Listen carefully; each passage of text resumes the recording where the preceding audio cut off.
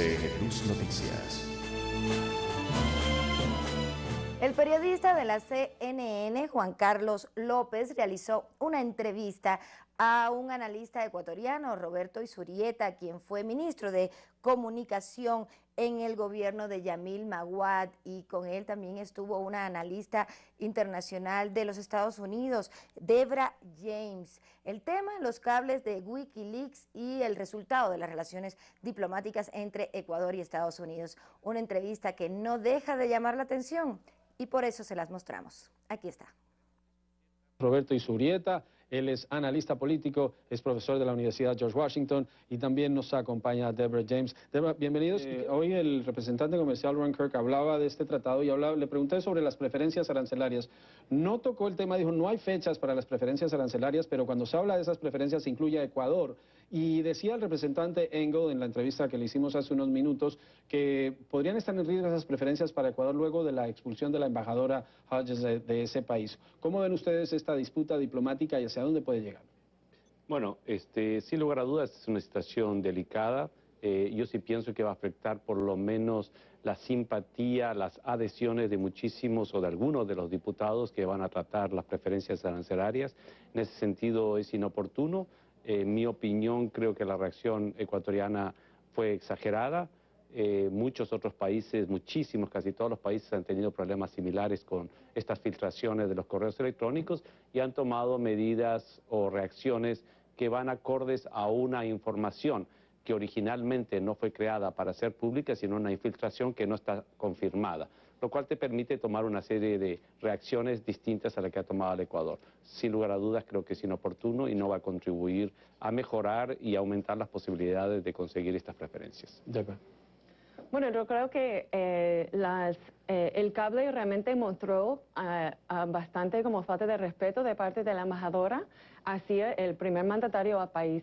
Y creo que fue una reacción, de mi punto de vista, normal para un país a recibir esa declaración. Entonces, Ecuador ahora ha decidido no recibir más la embajadora, pero ha declarado su intención a seguir las buenas relaciones con los Estados Unidos. Y incluso que le daban la bienvenida a otro embajador o embajadora. Entonces, yo creo que la diplomacia y esto no es un juego de niños. Estados Unidos tiene que tomar responsabilidad para sus equivocaciones por las declaraciones de muy mal respeto que hizo su representante y reconocer que sería en el interés del país de los Estados Unidos, tal como en el interés del país de Ecuador, a seguir con relaciones mejores con este país y hacer otro... Una pregunta, ¿qué deberían hacer en todos los Estados Unidos? Porque si esa fuera la lógica, deberían pedir la renuncia a todos los embajadores que están ahora en funciones, que han dado comentarios en privado y que han sido notificados en sus cables. ¿Qué harían los Estados Unidos? ¿Debería eliminar a toda una generación de embajadores que han dado sus opiniones de manera privada, confidencial, en cables que han sido filtrados? ¿Esa sería la solución? Porque todos los países los han ofendido. A la presidenta de la Argentina le han dicho básicamente que qué países toman, a Berlusconi, la lista es indefinida. Básicamente, si es que seguimos tu línea, toda una generación de embajadores debería retirarse. Me parece una opción, pero si es que... Está bien, pero no es mi línea. Es que el país de Ecuador tiene derecho, como país soberano, a decidir si ellos van a aceptar como representación una persona que ha hecho esos comentarios sobre el primer mandatario, sobre el presidente del país. Entonces, y yo creo que ¿Cuáles creen ustedes que pueden ser las consecuencias inmediatas de esta disputa diplomática? Si vemos el caso de Venezuela, fue una situación muy distinta en la que el nominado para embajador de Venezuela en última ni siquiera recibió audiencia en el Congreso. Venezuela no lo aceptaba por declaraciones que hizo y Estados Unidos le ordenó al embajador venezolano que se retirara a Estados Unidos. ¿Puede ocurrir lo mismo en este caso? A ver, yo lo que creo es que en toda situación de conflicto, en el caso de estas infiltraciones y estos comentarios, lo que debe primar es el espíritu de la relación. Es decir, ¿cómo vamos a afrontar esta situación? La afrontamos haciendo lo que han hecho todos los países que realmente tienen una relación seria, constructiva con los Estados Unidos. Decir, bueno, como no es confirmado, lo hacemos a un costado, no hablamos al respecto y seguimos adelante, o realmente tomemos al pie del detalle todas estas infiltraciones que no han sido confirmadas y tomamos medidas al respecto. Yo creo que el caso ecuatoriano, y hay que medir no todo el mundo a la vez, hay que medir la situación en la cual estamos viendo, que es el caso de Ecuador.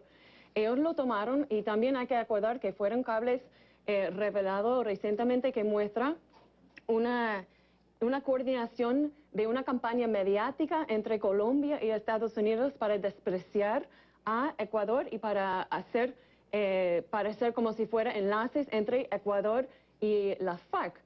Y para Ecuador eso también fue como existieron documentos. Sí, declaraciones de la embajadora. Esas son cosas que la embajadora lo firmó. Y por eso Ecuador, es una por favor, no me interrumpa, señor. Quiero darle tiempo a Débora para terminar. Se nos acaba el tiempo. Por favor, termina tu idea. Gracias.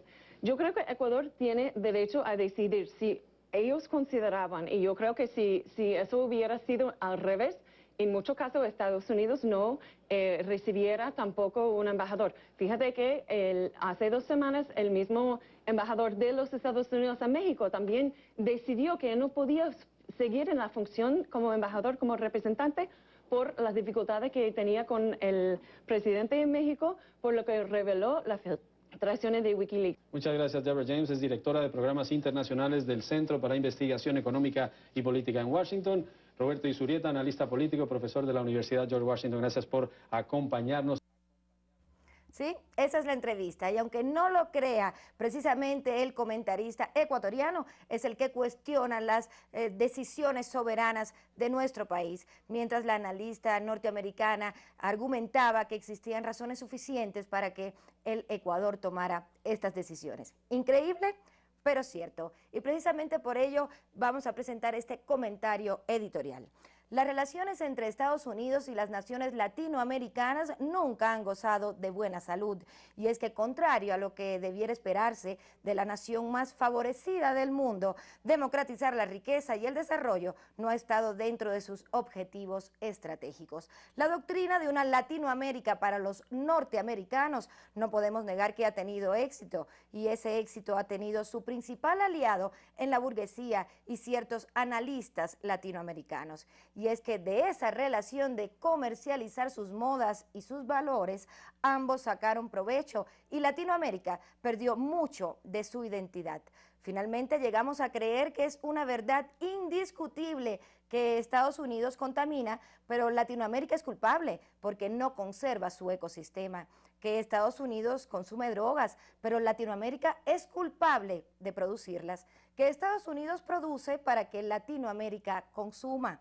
Que Estados Unidos nos ofende, pero somos culpables por ser precipitados en la respuesta.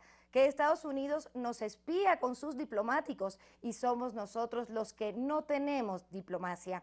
Cuando en el siglo XXI un expresidente como Gustavo Noboa se atreve a decir con total desenfado y agresiva ignorancia que con dignidad no se come, nos viene a la mente la epopeya de aquel héroe niño, Abdón Calderón, que cada año enorgullece en nuestras escuelas a los futuros ciudadanos. Hasta aquí este comentario editorial.